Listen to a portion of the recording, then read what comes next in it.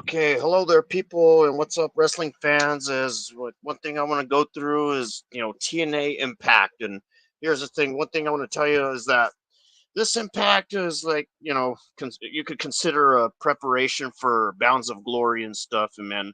And another thing I want to bring up is that if it wasn't for how do I say this, if it wasn't for Santino Marella, yeah, and I don't know exactly what Joe Henry would have done in that one situation and stuff. You could say and all that because that match right there I'm gonna go through right now as soon as I go after some of these other matches first and stuff. So anyway, you got TNA Impact starting off with Jordan Grace and Soruka versus Rosemary and Wendy Chu and stuff. And honestly, I wish I could give this a 10 out of 10, but the thing is, they didn't give the women's matches a lot of time. I mean, come on, man, because I can tell by okay. Here's the thing: like I can tell by how much time they have by looking at the amount of results they put is the thing, and stuff. So anyway, Jordan Grace and Saul Ruka versus Rosemary and Wendy Chu.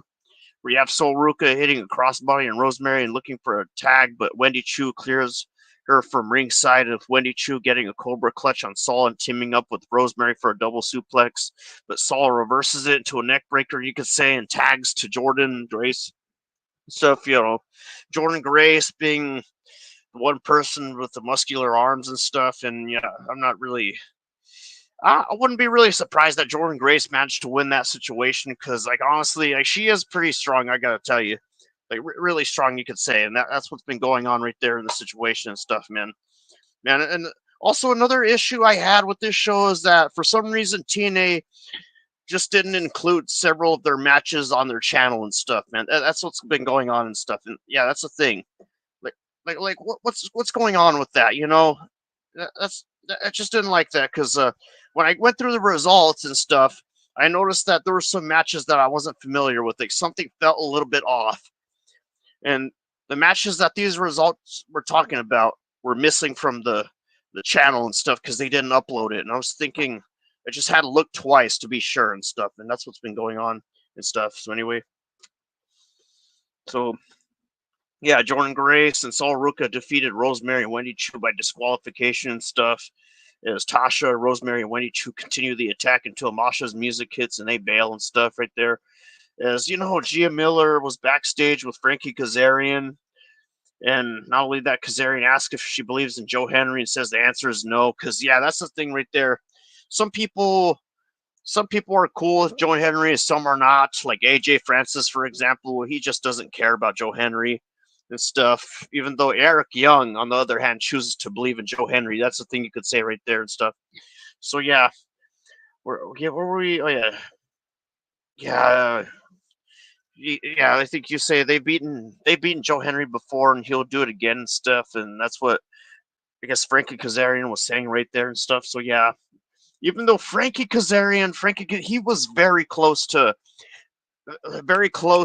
necessarily winning. He was very close. Like, okay, here's the thing about Frankie Kazarian. If he hadn't used that knuckle brace in the first place, if he hadn't used the knuckle brass, you could say, he would have actually won that. He would have had like a very good chance of winning. But here's the thing: coming in with a knuckle brass, that really, I just want to say that really screwed over Frankie Kazarian right there. That's what I think. Because if Frankie Kazarian hadn't used that, I guess Santino Marella wouldn't have, jumped in and interrupt the whole thing, which restarted that fight, what's going on and stuff, man. Because that's what really caught my attention right there, man. Because yeah, I don't know how to say it. In my opinion, Frankie Kazarian shot himself in the foot, man. He just screwed himself over right there with that and stuff. And that's what's been going on and stuff. So anyway, so yeah, what were we? Oh yeah, everybody understanding that every head must bow and continue. Every tongue must confess that Kazarian is the king of TNA and stuff. Ooh, so close to actually. You were so close to getting that. He just. If only he hadn't used the knuckle brass, I'm saying he could have actually won that. But no, they restarted that one match and stuff, and that's where Joe Henry got the upper hand and Frankie Kazarian in the process and stuff, man. And come on, I'm just thinking, like, Frankie Kazarian, you had that in the bag. You just had that right there, man. He had that opportunity, but no, he just tried to do his own heel work and screw himself over with that and stuff. Even though Santino Marella or Santino, yeah, anyway, Santino, you could say if you, I guess, yeah, that's the thing right there. Joe Henry could thank Santino for that, for sticking up for him and stuff, for having his back, you could say. As our next match, which wasn't included on that channel that I was watching, is Laredo Kid versus Jonathan Gresham. I didn't get to see that one and stuff, and honestly, I wish that one had a little bit more time too and stuff. So yeah, Laredo Kid hit a suicide dive on Jonathan Gresham and throws him back into the ring for a 2 count, where Laredo hits a running forearm on Gresham in the corner, you could say, and goes for a moonsault with the second rope, but Gresham gets his knees up and hits a standing moonsault for 2, followed immediately by a Boston Crab, where Laredo tries to get the ropes from. But in that situation, Gresham just pulls him back and converts it into a single leg. Was it again a single leg? Something you could say. Oh yeah, the single leg Boston Crab, where Laredo gets the bottom rope and Gresham breaks the hold before Laredo slaps Gresham and goes to the top rope and hits a crossbody and stuff. And from there, Laredo hits the Three Amigos for 2, and Gresham hits a running springboard moonsault into Laredo and stuff, and smashes Laredo into Kid's knee repeatedly into the mat, and Laredo taps out and stuff. Because another thing I gotta say about what TNA did on their channels, that I think they only included only 4 matches of this. Only 4 matches of this actual show and stuff, and a video of that one situation with was it Eric Young talking things out, trying to talk things out before you know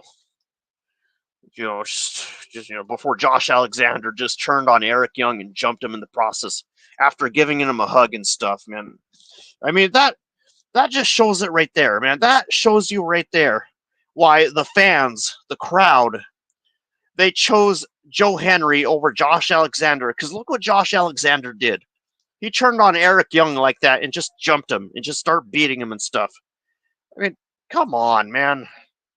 Stuff, man. That gives you a clue. That just gives you a clue right there of why the fans like Joe Henry more than Josh Alexander and stuff. Because yeah, you could even hear the crowd just chanting, "You tap out, you tap out, you tapped out," and all that stuff, man, right there. And that's what's been going on in TNA and stuff, you could say. So anyway, our next match was oh yeah, that's right. After Jonathan Gresham defeated Laredo Kid by submission, Santino was back. Santana Morello. I'm sorry, I'm getting the names mixed up. Santana Morello, Santino Morello. Sorry about that. I get really confused with the names every now and then because there's a different promotion that I think about sometimes, and that's what's been going on. So anyway, get Santana running backstage and runs into the System's locker room and stuff as Mike Bailey, Kushida, and Leon Slater fights the ABC and Zachary Wentz. And I gotta say about this match is that Leon Slater did really good in this fight right here. He did pretty good. I thought this was pretty cool and stuff, man. I thought it was pretty cool how Leon Slater, he literally jumped over the turnbuckle. Like he didn't land his foot on the turnbuckle. He perfectly jumped over it and landed on those guys. Man, I thought that was pretty good. Leon Slater did great in this fight right here and stuff. So anyway, we got, what was it? Oh yeah. Yeah, that's right. Mike Bailey, Kushida, Leon Slater versus ABC and Zachary Wentz. That's where you have Kushida clearing the house and hitting a running crossbody on Bay and hits a cartwheel dropkick on Ace as he takes Bay to the top rope and goes for Hurricane Rana, but Bay, reverses it into a pin for a 2 count, and Kushida tags to Bailey and he faces Bailey and stuff, and Wentz hits a German suplex on Bailey and hits a handspring jumping knee on Bailey, you could say, as Bailey hits a running uppercut into Bailey, followed by a vertical suplex. Man, very good stuff, man. Very fantastic, I gotta say, man. Man, just really great. Oh, man, this is one of my more favorite matches. That's why, because I thought they did really great stuff, man. Even though Leon Slater and Kushida Mike Bailey lost, but they still did good, you could say. Stuff, man. Really good tag teams and stuff, man. That's why I like TNA's decisions and stuff. And so, yeah, that's what happened right there. So, yeah, they hit a swanton, but that's where the pin was broken up and stuff as Wentz runs into Bailey in the corner, but eats a boot and stuff as Kushida, takes out ABC in the corner and Bailey hits a moonsault to the outside before Leon Slater goes for a swanton 450, but Wentz moves out of the way and hits the UFO cutter for the win. Stuff is there you have in the process. Yeah, the ABC and Zachary Wentz defeated Mike Bailey, Kushida, Leon Slater by pinfall and stuff. And honestly, I don't know why that one dude calls him Jake something, man. Like, what kind of wrestling name is that? Like, I don't know. I just find that name very uncomfortable. Just Jake something. Like, come on, man. So anyway, we get Jake something backstage with Hammerstone and stuff with Cody Deaner saying he has something to talk to him and stuff before Jake says he is sick of him and he's sick of failure as Cody says Hammerstone is not the person to listen to and stuff. As Hammerstone says that he is a failure and Cody says he doesn't walk away from family and he doesn't walk away from the fight and stuff. Also, the thing about Alex Hammerstone is he used to be in MLW. I remember watching Alex Hammerstone in MLW and stuff, and I don't know. I didn't check to see what decision, what led to Alex Hammerstone's decisions to join TNA and stuff, but still good nevertheless. I mean, MLW, TNA, still good, you could say, and stuff, and all that. So anyway, we get Jake something being backstage with Hammerstone and Cody Deaner. Yeah, that's what happened right there and stuff. Was we see a vignette with Santana where he's bleeding with chains around his neck, and he says he'll fear no man and no evil, and saying they're locked in there with him, and he says he's going to make each of them feel his pain and his agony, as he says that he's in his playground having fun and stuff. Or before we get one of the more interesting women's matches, you could say, because this is where we have Lei Ying Lee joining TNA. I was told that she came from WWE under a different name and stuff and all that and stuff. So yeah, even though I really wish they could have given this one more time too, because come on, like this, I'm pretty sure this is her debut right here. I'm really sure it is. I'm really sure that's her debut and stuff. So yeah, Lee hits a snap suplex on Hyan before Lee goes to the top rope, but Hyan rolls to the outside with Lee hitting a running kick from the apron and throwing Hyan back into the ring and stuff. As you know, Hyan pulls Lee into the mat and stuff before she whips Lee into the ropes and hits a back elbow. Yeah, she managed to do that right there. And one thing you could tell by perspective is that Lei Ying Lee is from China. You can tell she's a Chinese wrestler and stuff. And yeah, very disciplined, she does her moves real good in this match, you could say, and stuff. Yep, and that's where Lei Ying Lee defeated Hyan by pinfall and stuff. By hitting a belly to back suplex for a 2 count with Lee hitting forearms followed by a neck breaker. She climbs onto Hyan and hits a knee and hits a spinning kick called the Thunderstruck for the win and stuff. Because, yeah, she was using leg moves pretty good, you would say. Using leg moves. I thought she was using those leg moves really well done and stuff. That's what's been going on and stuff. So anyway, yeah. After that, we had Leon Slater backstage, and he apologizes to Bailey as Bailey tells him not to apologize, and he's the future of that division and stuff. Is there's also a backstage vignette with ABC as well, where Bay says that they have the opportunity to win the tag team championships before A says that they have their rematch clause and stuff. Their rematch, you could say. I don't know why they call it the clause and stuff. As we get the Hardys walk up to them with Matt Hardy saying the last time they were in the ring with the system, they won and stuff, with Matt Hardy saying they're coming for the tag team championships. And he also says nothing will stop the Hardys train and stuff. The Hardy train, you could say. They won't stop the Hardy train. That's what they're trying to refer to. Before we have Josh Alexander walking out to the ring and stuff and grabs a mic with the fans chanting, you tapped out, and stuff. As he says he deserves that, and he did a lot of questionable things, yeah. I gotta say, Josh Alexander does some questionable things, you could say, because like what he did to Eric Young and stuff and jumped him and all that and stuff right there, you could say, as he says that he didn't believe in Joe Henry because he didn't think Joe Henry believed in himself, you could say, which just had me thinking, what?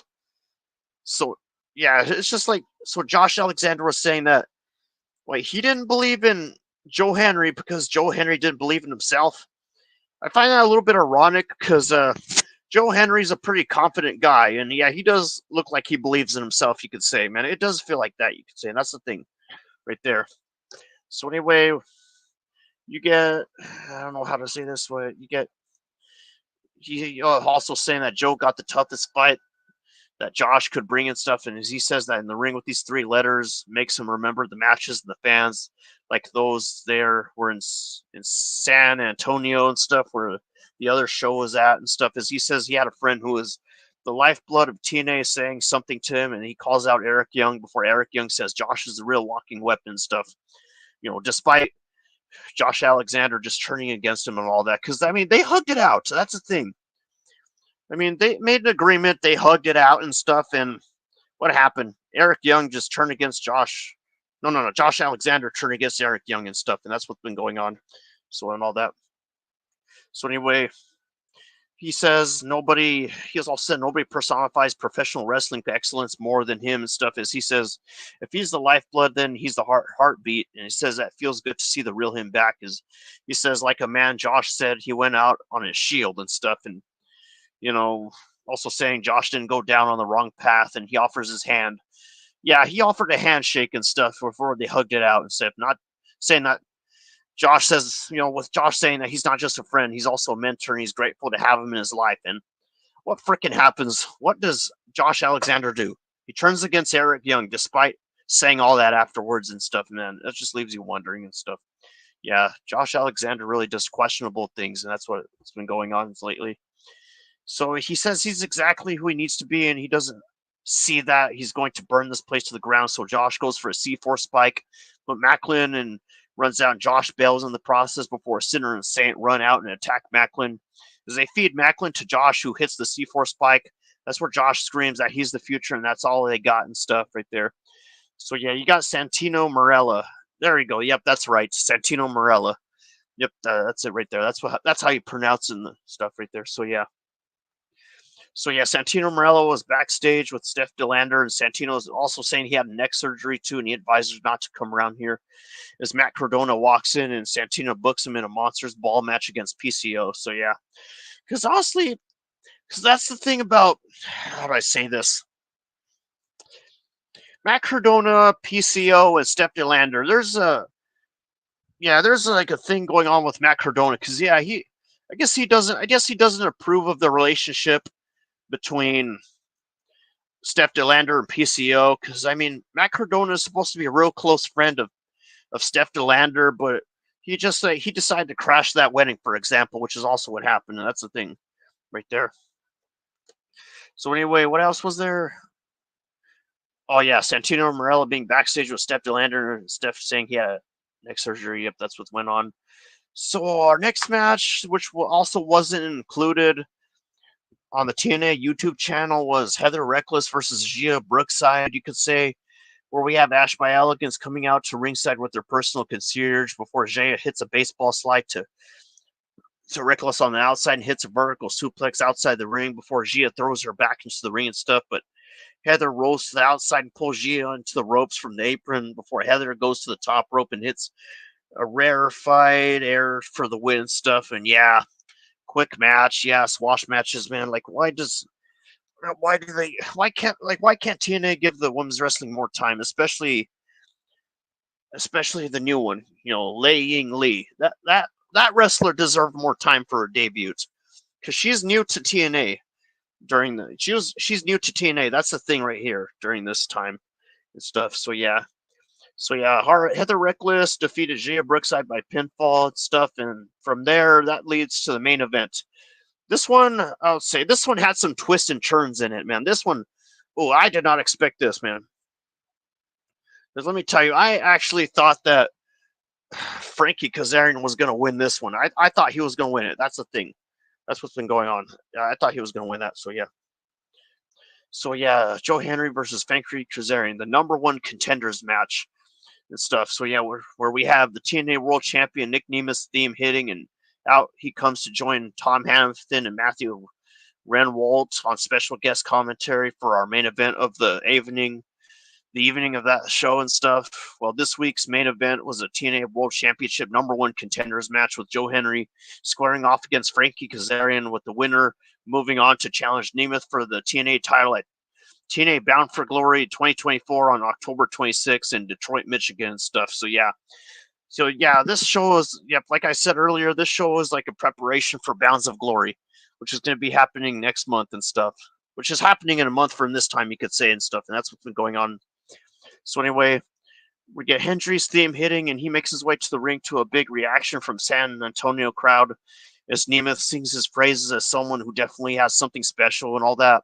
As he catches, is you could say his quote catchy ass entrance tune wraps up. He does the the dramatic head turn and smile with fans chanting we believe, because yeah, the fans really do love Joe Henry. That's the thing right there, man. They even played the theme song, man, when Joe Henry managed to win this in a situation. Because if there wasn't, if there, I would say, if this, how do I say this? If this main event hadn't do a do over by Santino Marella, if Santino Marella hadn't stepped in, then yeah, Frankie Kazarian would have been up next for Bounds of Glory. But it's Joe Henry, you could say, and stuff. And that's what's been going on and all that. So yeah, we get Henry stopping the ring announcer and taking the mic as he tells Kazarian not to worry and assures him he'll give him an introduction worthy of a title contender, while introducing him as the winner of the Antonio Banderas lookalike contest, while also saying that he is the dad from Spy Kids and stuff, and he is Puss in Boots as well. Well, that's where you have the fans chanting Puss in Boots, because yeah, they're just listening all into Joe Henry and stuff, man. That is just funny right there and stuff.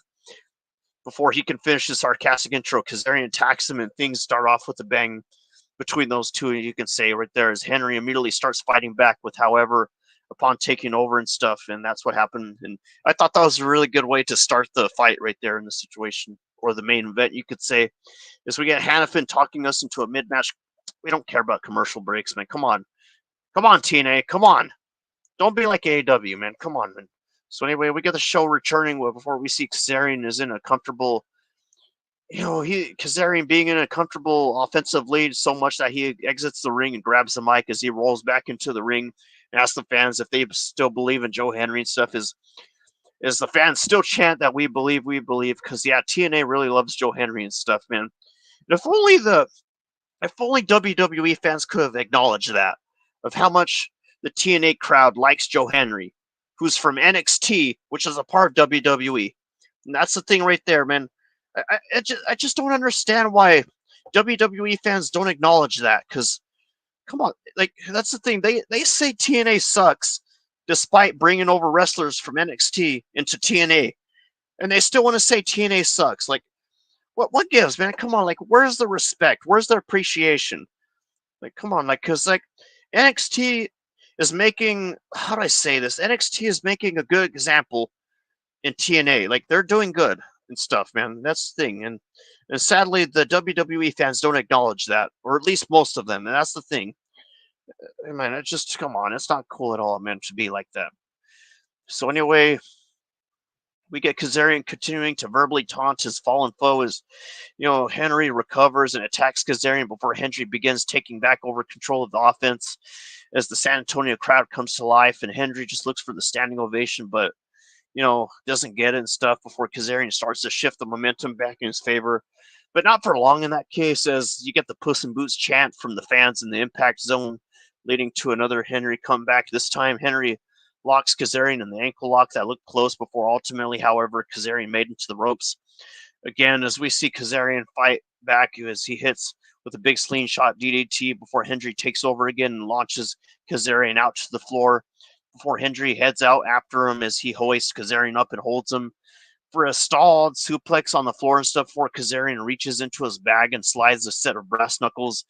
The brass knuckles that screwed over Frankie Kazarian, because like I said, if Frankie Kazarian hadn't used those brass knuckles, man, he would have actually won that. From the way I see it and stuff, man. I'm just, come on, Frankie Kazarian, why'd you have to screw yourself over? Oh my gosh, man. But anyway, I know, because I mean, yeah, it's better that Joe Henry won. I mean, I was going for Joe Henry, but still, it kind of sucks that Frankie Kazarian just messed himself over, man. Yeah, 'cause that's the thing. Just saying, man. I mean, not that I'm going against Joe Henry. It's just that the way Kazarian brought out those brass knuckles, that just screwed him so over. I'm just saying that. So he hoists Kazarian up and holds him for a stall suplex on the floor before Kazarian reaches into his bag and slides a set of brass knuckles into his hand while the referee is dealing with Hendry in the ring and stuff. Poor Hendry leans through the ropes to grab Kazarian as Kazarian, you know, blast Hendry with brass knuckles, knocking him out and quickly rolling into the ring, covers him for the win stuff as Kazarian is announced as the winner and his music plays and stuff. And yeah, this stuff is also people outside the ring showed the referee that, you know, brass knuckles were used and stuff, trying to expose him in the process. And apparently the referees didn't care because they didn't see that. But apparently Santino Marella walked in and stuff, and he had to make the decision instead. So Nick Nemeth stands up from his chair, his commentary desk and stuff, and he grabs the brass knuckles that Kazarian used and shows them to the referee and stuff. Because yeah, Nick Nemeth didn't like the fact that brass knuckles were used in the process, so he explained what happened, and the referee restarts the match and stuff. I mean, yeah, because because of Santino Marella, the referee decides to start the match and stuff, and that's where Joe Henry managed to gain the upper hand and stuff. So yeah, Kazarian gets the offensive jump on Joe Henry again, but again gets a bit too cocky as he stops and wastes time and stuff. Yeah, that's what I was thinking right there. Yeah, Frankie Kazarian was just standing there, just feeling all proud and stuff. I mean, he was just standing there. He didn't. Oh my gosh, man. That's like two times Frankie Kazarian screwed himself over because wow, he was just standing over Joe Henry. He didn't even pin him or anything. He had that exact opportunity, but no, he just stands over them. He just looks over the crowd and stuff, just watching. And that gave Joe Henry enough time to recover and stuff, man. Yeah, that's what happened right there. That's two times right there. Frankie Kazarian screwed himself over. I mean, not that I'm mad about it and stuff. I just that why, man? Because yeah, I mean, I don't know how to say it, man. I mean, I'm not mad at that because I was mostly going for Joe Henry and stuff. I just thought it was crazy how Frankie Kazarian screwed himself over twice and stuff. He's just wasting his time. Just taunting Henry in the crowd in the impact zone as Henry ends up recovering and taking over as he hits a standing ovation and scores a pinfall victory with the win. With Joe Henry being the challenger that Nick Nemeth is going to face at TNA Bounds for Glory 2024 and stuff. And that's where your number one contender, Joe Henry, right there and stuff, man. And oh my gosh, man, Frankie Kazarian just really shot himself in the foot by doing that. He had the exact window, the very exact opportunity to pin Joe Henry again, but instead he just stands there watching and stuff. Oh my gosh, man. I just want to say, Frankie Kazarian, you just shot yourself in the foot like that. Okay. Okay. I'm sorry. That's on you, Frankie Kazarian. That is on you right there. That's your fault. That is your fault, Frankie Kazarian, for doing that. For using brass knuckles and then just standing there. Oh my gosh, man. Dude, that's on Frankie Kazarian right there. That's Frankie Kazarian's fault. That's his mistake right there. That's why the winner is Joe Henry right there. Stuff instead of taunting Joe Henry stuff, man. He was just wasting time when he could have pinfalled Joe Henry right there in the process and stuff. But nevertheless, very good match and stuff because this match was like I don't know about like 20 minutes, almost 20 minutes or so and stuff. Unlike the other matches and stuff because that's the thing. Yeah, just like that's what's been going on, man. Because TNA has been doing the same pattern that AEW has. They've been focusing more on the main events instead of the women's matches and stuff, man. Like they give the main events more time, but the women's matches don't have enough time, you could say, and that's AEW's pattern I noticed right there and stuff. Even though AEW got pretty hilarious with their fashion walk during Collision and stuff, and that's what happened and stuff. So yeah, that's what's been going on. So yeah, this is all I have to give for this video and stuff. Yeah, because this main event with Joe Henry winning that pretty much concluded the entire show of Impact and stuff. And yep, and that's all I have to give for all you wrestling fans right there. I hope all you people rock out and be there, guys. Rock out and be there for Bounds of Glory. Rock out and be there for Bounds of Glory stuff. Yeah, you can say. You could say that. Rock out and be there, guys. Rock out and be there. So yeah, that's all I have to give for this video, and I'm signing out. And I have to say goodbye as well. So yep, that's it. I'm out.